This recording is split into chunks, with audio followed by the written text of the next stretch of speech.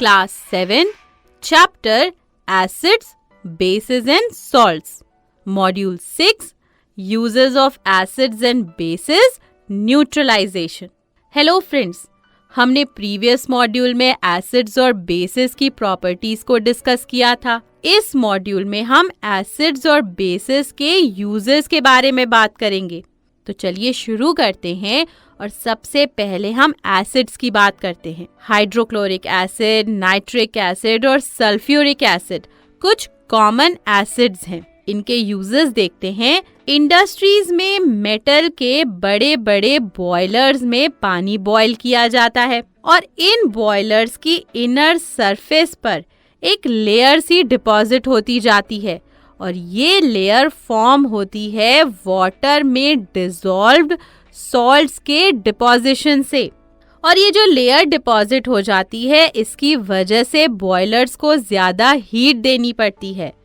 किस लिए? वाटर को बॉयल करने के लिए. तो इसलिए सॉल्ट की इस डिपॉजिटेड लेयर को रिमूव किया जाता है ताकि बॉयलर को ज्यादा हीट प्रोवाइड ना करनी पड़े. और ये कैसे करते हैं? हाइड्रोक्लोरिक एसिड को यूज करके. So hydrochloric acid is used to remove the deposited layer of salt in the boiler. Friends, hydrochloric acid को लेदर की टैनिंग में यानी एनिमल स्किन से लेदर बनाने में यूज किया जाता है और हाइड्रोक्लोरिक एसिड को यूज करके कुछ और केमिकल्स भी बनाए जाते हैं. तो हाइड्रोक्लोरिक एसिड के क्या क्या यूजेस हुए?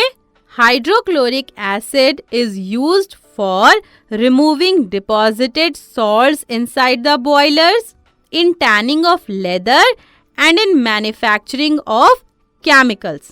नाइट्रिक एसिड भी एक एसिड है.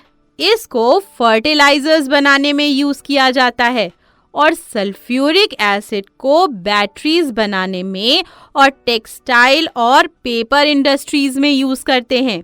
तो कहाँ यूज करते हैं नाइट्रिक एसिड और सल्फ्यूरिक एसिड को? Nitric acid is used in making fertilizers and sulfuric acid is used in batteries, textile and paper industry. ये तो हो गए एसिड्स के यूजेस. अब एसिड्स की वजह से फ्रेंड्स कुछ नुकसान भी होता है, जैसे कि एसिड रेन. सुना है इसके बारे में? फ्रेंड्स, जब एयर में कार्बन डाइऑक्साइड, सल्फर डाइऑक्साइड और नाइट्रोजन डाइऑक्साइड जैसे पॉल्यूटेंट्स रिलीज होते हैं तो ये पॉल्यूटेंट्स रेन ड्रॉप्स के साथ मिक्स होकर कार्बोनिक एसिड, सल्फ्यूरिक एसिड और नाइट्रिक एसिड जैसे एसिड्स फॉर्म करते हैं. When carbon dioxide, sulphur dioxide and nitrogen dioxide are released as pollutants in the air, these pollutants dissolve in raindrops to form carbonic acid, sulfuric acid and nitric acid. Rain में जब ये acids access में present होते हैं तब ये जो rain fall होती है इसे हम एसिड रेन कहते हैं. The rain containing excess of these acids is called acid rain. और फ्रेंड्स, ये एसिड रेन हमारे मॉन्यूमेंट्स और मेटल्स से बने ऑब्जेक्ट्स, प्लांट्स और एनिमल्स सबको हार्म करती है, नुकसान पहुंचाती है. तो देखा आपने कैसे एसिड्स की वजह से हार्म भी होता है. तो ये तो हो गए एसिड्स के यूजेस और वो कैसे हार्म करते हैं. आगे बढ़ते हैं और बात करते हैं बेसिस के यूजेस की. कुछ कॉमन बेसिस हैं सोडियम हाइड्रोक्साइड, अमोनियम हाइड्रोक्साइड और अमोनिया. फ्रेंड्स, सोडियम हाइड्रोक्साइड को सोप्स, पेपर, रेयॉन, टेक्सटाइल्स और मेडिसिन्स की मैन्युफैक्चरिंग में यूज किया जाता है.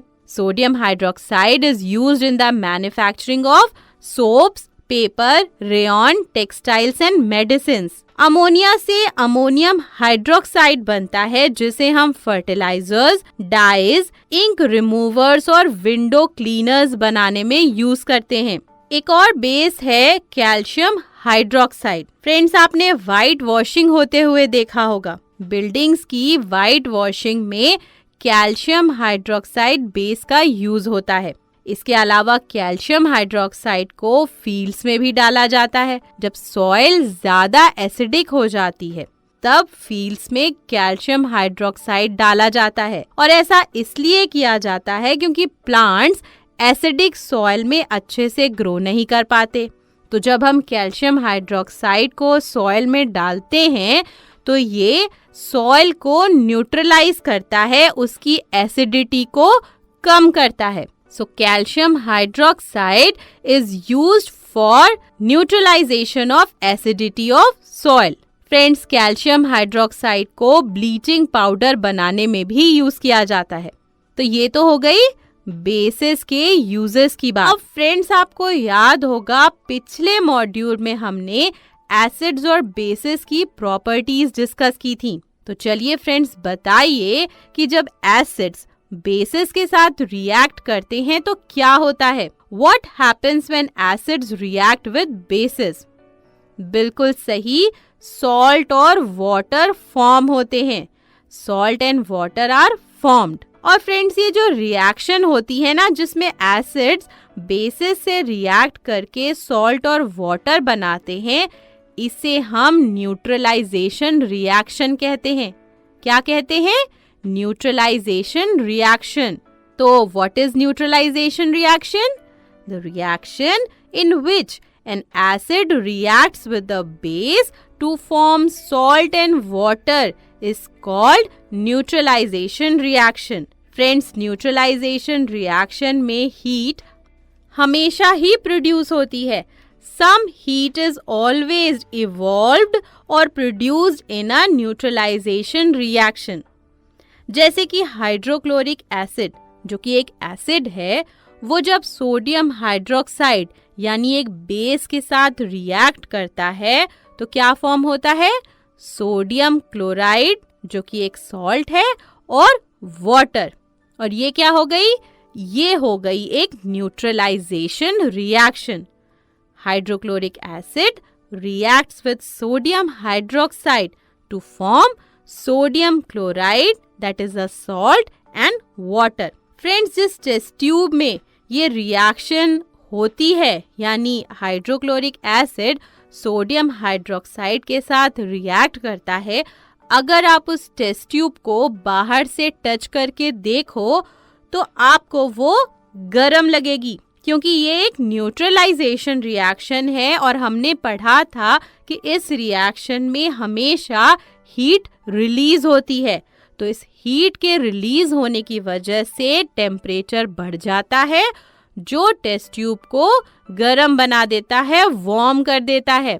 Friends, when you touch the test tube in which neutralization reaction takes place, it feels warm because heat is released during neutralization reaction that raises the temperature. Friends, आपको याद होगा हमने फिनोल्फ्थलीन indicator के basis में addition की वजह से होने वाले कलर चेंज के बारे में पढ़ा था. फिनोल्फ्थलीन बेसिस में पिंक हो जाता है और एसिड्स में कलरलेस फिनोल्फ्थलीन पर कोई इफेक्ट नहीं पड़ता. Bases turn colourless phenolphthalein indicator pink and acids have no effect on colorless phenolphthalein indicator. Friends, neutralisation reaction को स्टडी करने के लिए एक एक्टिविटी करेंगे, पर वो हम नेक्स्ट मॉड्यूल में करेंगे. तो चलिए फ्रेंड्स, इस मॉड्यूल में हमने जो कॉन्सेप्ट पढ़ा है उसके मेन पॉइंट्स को हम एक बार रिवाइज कर लें. हमने इस मॉड्यूल में सबसे पहले एसिड्स के यूजेस के बारे में पढ़ा कि hydrochloric acid is used for removing deposited salts inside the boilers, in tanning of leather, and in manufacturing of chemicals. Nitric acid is used in making fertilizers, and sulfuric acid is used in batteries, textile and paper industry. इसके बाद हमने acid rain के बारे में पढ़ा कि when carbon dioxide, sulphur dioxide and nitrogen dioxide are released as pollutants in the air, these pollutants dissolve in raindrops to form carbonic acid, sulfuric acid and nitric acid. And the rain containing excess of these acids is called acid rain. इसके बाद हमने basis के uses discuss किए कि sodium hydroxide is used in manufacturing of soaps, paper, rayon, textiles and medicines. Ammonia is used in manufacturing ammonium hydroxide, that is used in making ink removers and window cleaners. Calcium hydroxide is used in whitewashing buildings, manufacturing of bleaching powder and neutralization of acidity of soil. इसके बाद हमने जाना कि neutralization reaction क्या होती है. The reaction in which an acid reacts with a base to form salt and water is called neutralization reaction, and some heat is always evolved or produced in a neutralization reaction. तो friends, I hope इस module में हमने जो concept पढ़ा है आपको अच्छे से समझ आ गया होगा. चलिए अब इस कॉन्सेप्ट पर बेस्ड एक्सरसाइजेस सॉल्व करते हैं. और फ्रेंड्स, एक्सरसाइजेस सॉल्व करने के बाद इन क्वेश्चंस आंसर्स को अपने नोटबुक में जरूर लिखिएगा जिससे आपको याद रहे.